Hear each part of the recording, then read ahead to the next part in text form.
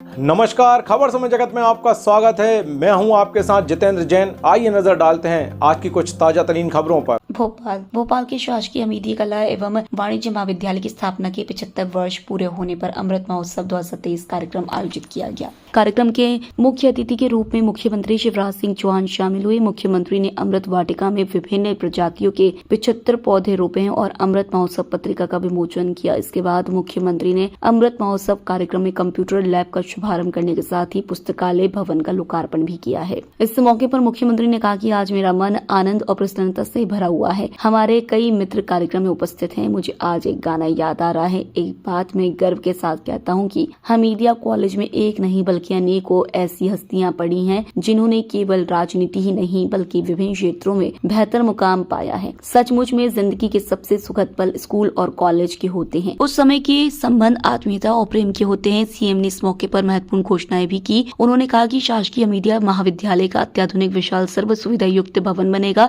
Approach road और अन्य कार्य भवन के स्थान के निर्धारण के पश्चात किए जाएंगे। महाविद्यालय में आवश्यकता अनुसार नए संकाय भी खुलेंगे।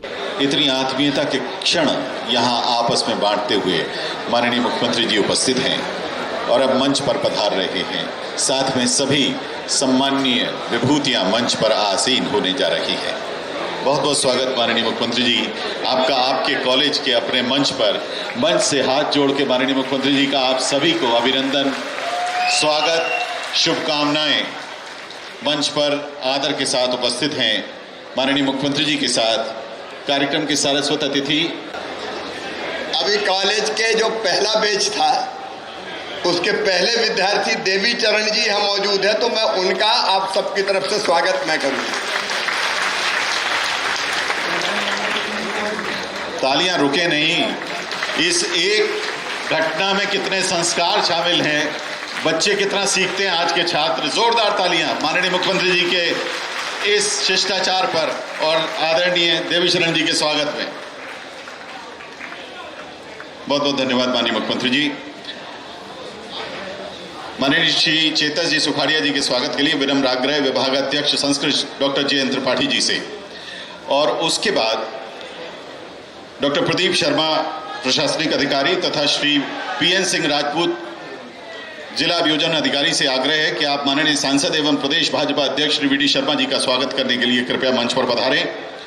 डॉक्टर प्रदीप शर्मा और आदरणीय श्री पीएन सिंह राजपूत। इनके बाद विभागाध्यक्ष डॉक्टर रचना मिश्रा जी से आग्रह है कि आप माननीय सांसद महोदया सुश्री प्रज्ञा सिंह ठाकुर जी का स्वागत करें। आमंत्रित कर रहे हैं, जोरदार तालियों से लगातार स्वागत करें, अभिनंदन करें माननीय मुख्यमंत्री जी का। भारत माता की। इस अद्भुत अवसर पर हमारे बीच उपस्थित खजुराहो के सांसद, भारतीय जनता पार्टी के प्रदेश अध्यक्ष आदरणीय श्रीमान विष्णुदत्त शर्मा जी, भोपाल की यशस्वी सांसद आदरणीय सुश्री प्रज्ञा सिंह जी, साध्वी प्रज्ञा सिंह जी,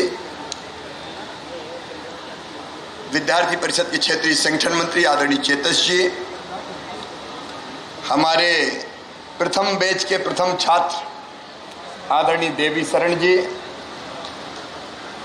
मेयर बहन मालती राय जी, हमारे वरिष्ठ साथी जो यहीं से पढ़ के निकले और भोपाल की राजनीति को दिशा दी, भरत जी, किशन जी, यहाँ छात्र संघ के ज्वाइंट सेक्रेटरी रहे भाई तपन भौमिक जी, बुंदेला जी हमारे मित्र, आलोक संजर जी जो अध्यक्ष रहे छात्र संघ के, प्रेम ढींगरा जी उधर पीछे बैठे हुए, वो भी छात्र संघ के अध्यक्ष रहे हैं, सुरजीत जी बहन हमारी, हाँ ये ढींगरा जी को हमने चुनाव लड़वाया था और इनका बहुत चुनाव प्रचार किया था। हमारी प्राचार्य बहन पुष्पलता जी, भाई देवेंद्र रावत जी, हमारे अनेकों मित्र यहाँ बैठे हैं। अब नाम लेने में संकोच इसलिए, राजेंद्र भी बैठे हुए हैं, खूब हमने संघर्ष किया है, मुकेश राय बैठे हुए हैं, छोटा बाबू राय बैठे हुए हैं, है कि चले गए छोटा बाबू, है बैठे हैं। मेरे प्रिय पुराने सभी मित्रों, मित्र कभी पुराना नहीं होता, मित्र तो हमेशा नया रहता है, मित्र मित्र ही रहता है। और हमारे नए छात्र, मेरे प्रिय भांजे और लाडली भांजियों, आज मन आनंद और प्रसन्नता से भरा हुआ है। मैं आया तो यहाँ ये बाउंड्री वॉल बनी थी और सीधे स्वामी विवेकानंद जी की प्रतिमा का अनावरण करना था, लेकिन दिल ने कहा कि रुक, ये बाउंड्री वॉल हटा और अपने दोस्तों के गले लग जा। और एक गाना मुझे याद आ गया, एहसान मेरे दिल पे तुम्हारा है दोस्तों, ये दिल तुम्हारे प्यार का मारा है दोस्तों। यारों ने मेरे वास्ते क्या क्या नहीं किया, 100 बार शुक्रिया अजी 100 बार शुक्रिया, बचपन तुम्हारे साथ गुजारा है दोस्तों, ये दिल तुम्हारे प्यार का मारा है दोस्तों। सचमुच में उस समय की अनेकों यादें। अच्छा मुझे फोटो भी दे, फोटो दिखाना जरा। मैंने क्या रखो, अभी सबको दिखाऊंगा। ये उस जमाने की फोटो है मेरी, मैं यहाँ बैठा हूँ 1978 का। ऐसी कई यादें अपने कॉलेज के साथ जुड़ी हुई है। सचमुच में जिंदगी के अगर सबसे सुखद पल होते हैं तो वह अपने स्कूल के दिन होते हैं, वो अपने कॉलेज के दिन होते हैं। उस समय जब हम मिलते हैं तो स्वाभाविक प्रेम और स्नेह से मिलते हैं। संबंध स्वार्थों के नहीं होते, रिश्ते दिलों के होते हैं, प्रेम के होते हैं, स्नेह के होते हैं, आत्मीयता के होते हैं। और आज भी अगर कहीं दिख जाते हैं तो जी करता है दौड़ो और गले लग जाओ। अब तब हमीदिया कॉलेज यहाँ नहीं लगता था, तब हमीदिया कॉलेज वहाँ लगता था जहाँ आजकल MLB कॉलेज। और ये भी मैंने ही किया क्योंकि बेटियां यहाँ पढ़ती थी, कई तरह की कठिनाइयों का सामना करती थी, और इसलिए हमने तय किया कि अदला बदली कर दो, बेटियों का कॉलेज वहाँ और हमीदिया कॉलेज यहाँ। लेकिन उस कॉलेज की बाउंड्री पे कितने भाषण दिए। मैं विद्यार्थी परिषद का संगठन मंत्री था, नगर संगठन मंत्री पहले, और सवेरे उठते ही साइकिल से जाता था। मैं साइकिल से पहले जाता था सेफिया कॉलेज। अब सेफिया कॉलेज में तो दुबला पतला था, वहाँ मोटे तगड़े छात्र नेता थे, और मैं क्लास में जाके विद्यार्थी परिषद के लिए भाषण देता था तो कई लोग घूर के देखते थे, ये कौन आ गया खा विद्यार्थी परिषद को लेके। आज गुट्टू बाबू याद आ रहे हैं मुझे, रमेश शर्मा जी, गुट्टू भैया, हम गुट्टू बाबू बोलते थे वो भी अब हमारे वहाँ के नेता थे। और गुट्टू भैया हमारे ऐसे नेता थे कि कोई छात्र संगठन हो, देखो उस समय लड़ते भी खूब थे और मिलते भी खूब थे। जब चुनाव होता था तो लड़ भी लेते थे, लेकिन शाम को तो फिर मिलते थे। और कोई अगर देखो वैसे छात्र नेता जितने थे उनको तो दिन भर भोजन के लिए भी जुगाड़ करनी पड़ती थी, कई बार पैसा नहीं रहते थे तो शाम का खाना कहाँ खाएंगे। तो स्वाभाविक रूप से जब भूखे रहते थे तो रात को गुट्टू बाबू को होटल पर पहुंच जाते थे, खाना तो यहीं खाएंगे। और गुट्टू बाबू कोई हो, सबको प्रेम से अपनी होटल में, मदन महाराज होटल थी, वहाँ भोजन कराते थे। मुझे अच्छी तरह याद है उस समय दोपहर में हमने भोजन कभी नहीं किया।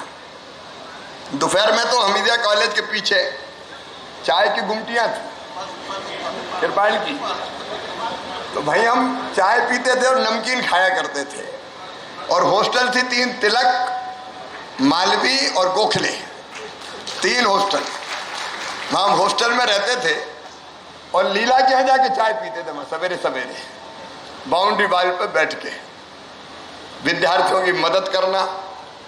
और उस समय एडमिशन कराने की होड़ लगती थी, कैसे हम विद्यार्थी को विद्यार्थी परिषद में लाए, हमारी कोशिश ये रहती थी और खूब क्लासों में भाषण, अलग अलग तरह के कार्यक्रम चलते रहते थे।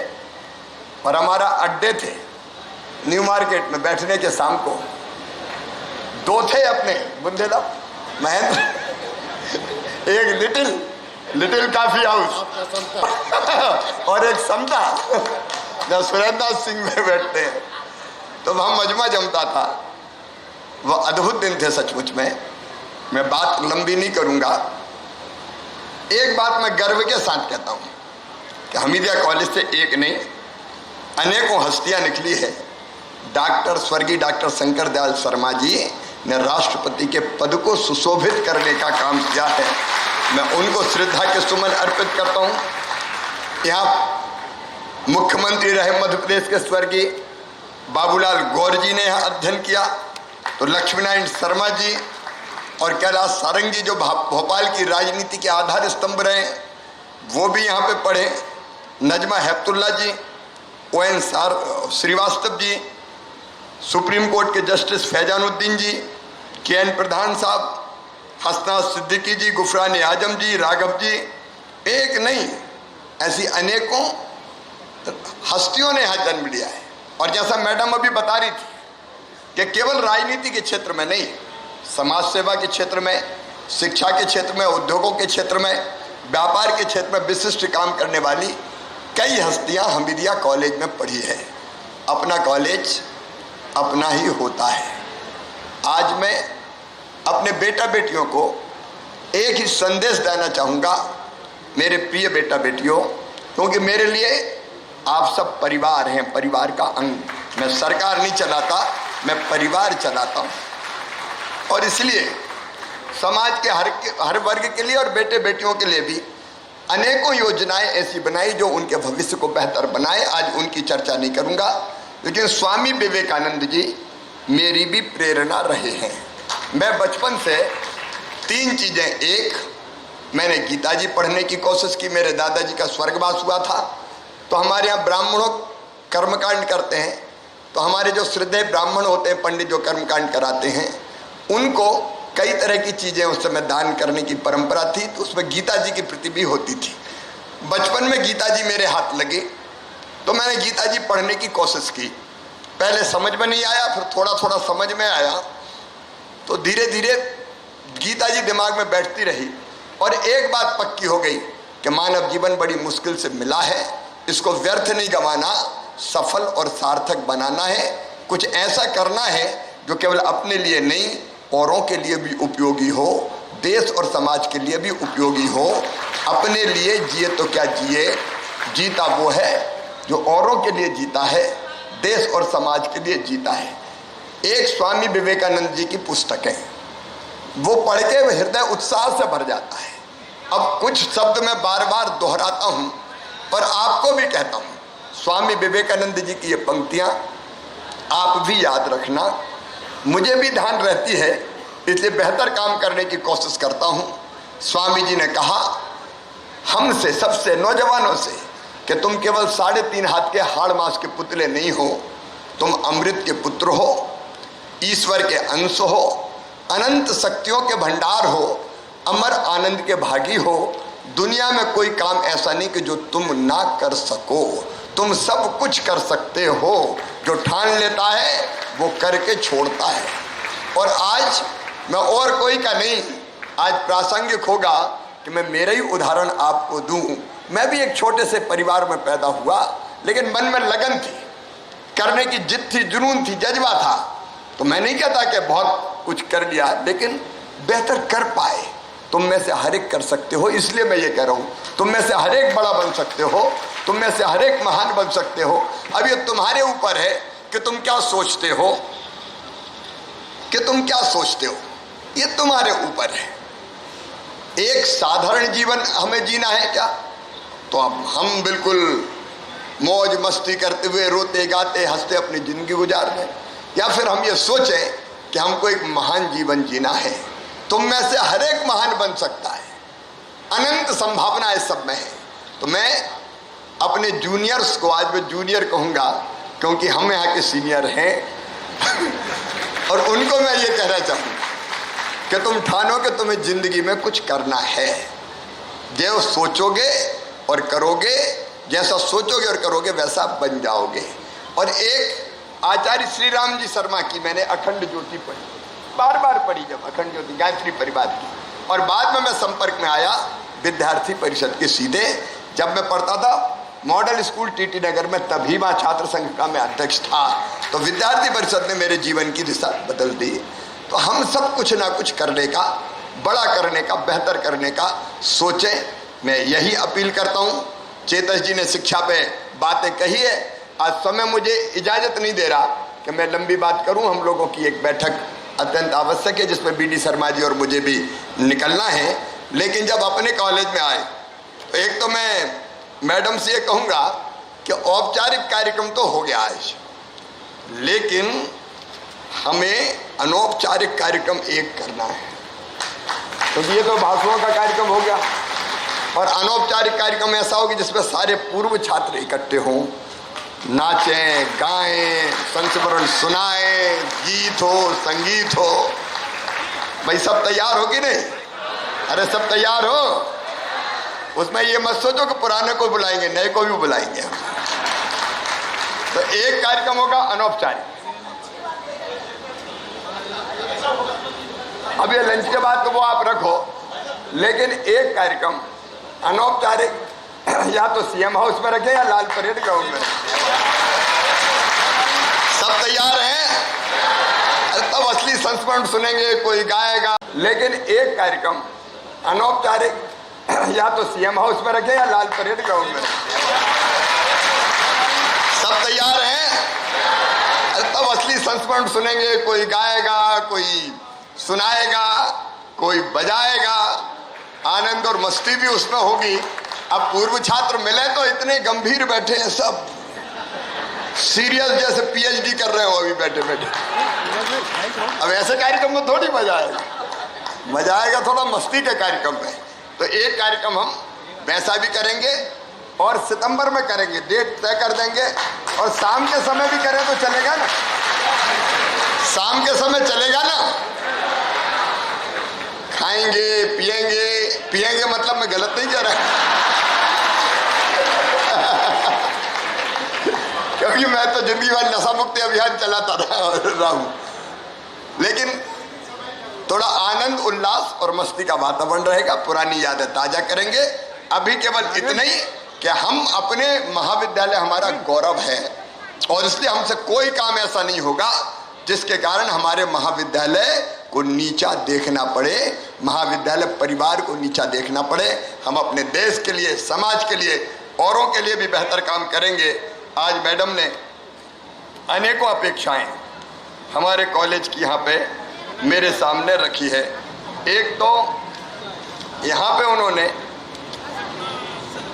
कॉलेज की भव्य बिल्डिंग की बात कही है। एक बार इसकी नापातौली भी कर लेते हैं। बिल्डिंग बन सकती है, ये नापातौली भी हो जाए, अतिक्रमण वगैरह जहाँ हटना वो हटा दिया जाएगा देख के, क्योंकि कॉलेज की जमीन कॉलेज की ही रहनी चाहिए, कॉलेज की जमीन पर अतिक्रमण नहीं होना चाहिए। लेकिन अगर यहाँ बेहतर मॉडल बिल्डिंग बन सकती हो तो हम इसी महीने उसको स्वीकृत कर देंगे, देर नहीं लगाएंगे। लेकिन यहाँ पे कलेक्टर भी होंगे, अपने उच्च शिक्षा विभाग को मैं कह दूंगा बात करके कैसे कैसे बिल्डिंग बन सकती है, और हम दूसरे विकल्प पे भी विचार करेंगे, क्योंकि तत्काल कहना मेरा संभव नहीं है सब चीजें देख के। लेकिन अपने महाविद्यालय की विशाल और भव्य भवन सर्व सुविधा युक्त बनाया जाएगा, ये पक्का है।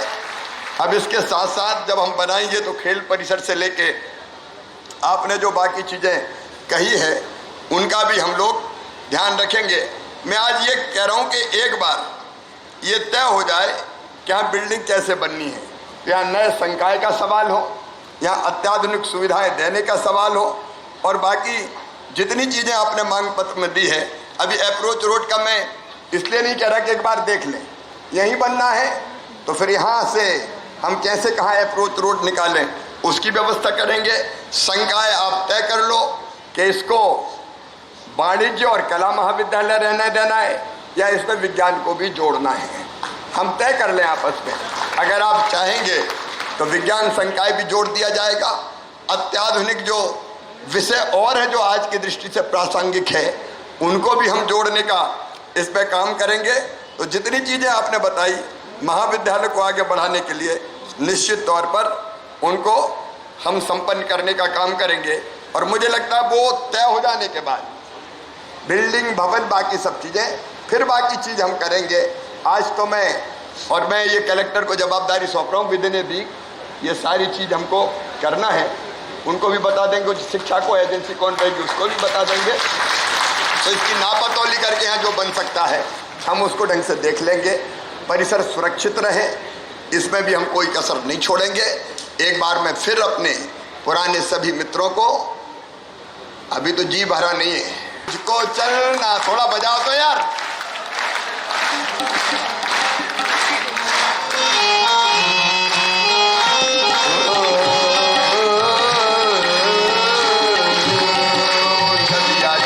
चले रे धारा, चलता चले चले रे तारा, तुझको चलना होगा, तुझको चलना होगा।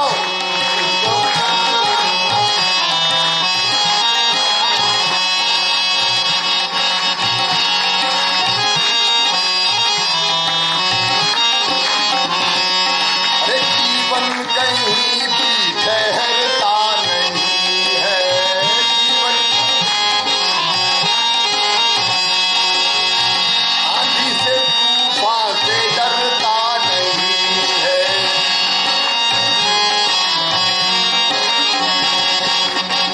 तू न चलेगा तो चल देंगी राहें,